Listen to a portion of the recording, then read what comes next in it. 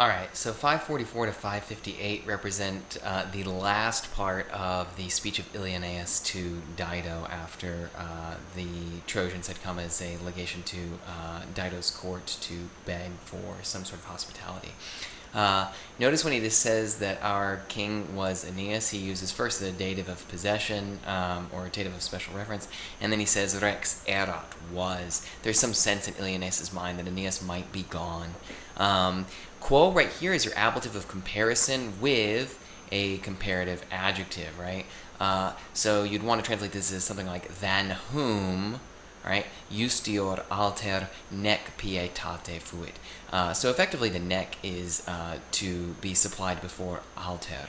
So nor was there another justior pietate nec bello maior, nor greater in war and arms, right? Quem and virum go together, and they make part of this conditional with si fata servant quem virum, right? Si vescitur aura aeterea. Here, something like if he is nourished or takes part of the aura aeterea. Neque ad huc crudelibus occubat umbris. Here, the umbris are described as crudelibus because of their associations with death, right? Non metus. So in other words, if all of these conditions are met, right? If the fates have saved him, if he still takes part in breath, and if he doesn't at this point lie among the cruel shades, then non metus. In other words, non metus novis est. There is no fear to us, right? Nor poenitea. Note right here you have a present subjunctive, so translated thus, nor would it, poenitea te, kertase. Note this is a shortened form of kertawise, your perfect infinitive, te priorem to have kertase in officio, in duty, right? In other words, he's suggesting that if Aeneas is still alive, then Dido would be doing herself a favor by having done the Trojans a favor first, if that makes sense. Sunt et siculis regionibus urbes armaque. So there are in the Sicilian regions urbes and arma, and most importantly, clarus acestes. You don't want to say he's clear acestes. You want to say he's renowned, and he is Troiano a sanguine. Then liceat.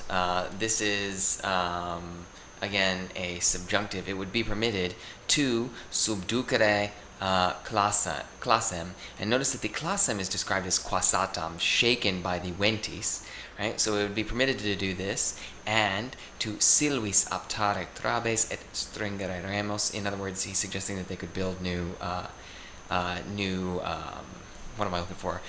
ships and oars. I clearly don't know my naval terminology. Si datur, here datur is going to be an impersonal passive construction with tendre. If it's given tendre Italiam. Remember, with countries like this, you won't use prepositions all the time. We had this in the proem to the poem itself, where Italiam was used without ad to mean to Italy. Right? Right here, you have an ablative absolute clause.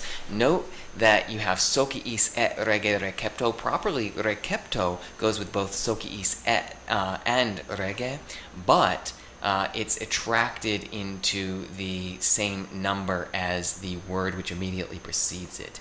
Even though in normal prose, you would have sociis et rege receptis, since you still have plural. All right? And then ut Italiam laeti latiumque petamus. Here, laeti is used much as you had before, where you have an adjective and then the ending of the verb indicates that the subject is the speaker in first person plural. Sin, but if absumpta salus, in other words, the salus here referred to is Aeneas's health, or here more broadly, he's speaking figuratively and means Aeneas's life. If it's absumpta, et te pater optime teocrum, right here, note that there's an abrupt shift in syntax. he says et te, and you would assume he's talking to Dido. But though he is addressing her, the te here is actually Aeneas. You'll see that here, pater optime, the optime ending right here indicates that this is vocative.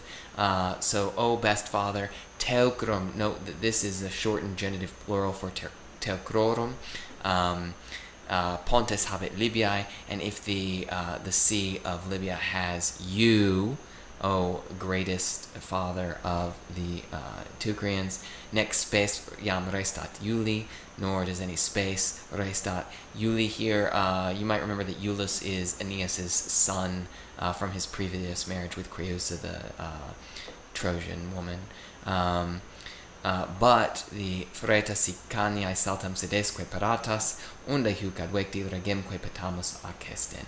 So in other words, he's saying, but at least saltem, we could petamus the freta sicaniae, the sedesque paratas, unde huc advecti. You'll find out later that they had already visited Acestes, regemque petamus acestin. So we could seek the freta sicaniae, the sedes paratas. They're paratas because they're already constructed, and then regem acestin, from which we advecti were brought huc here.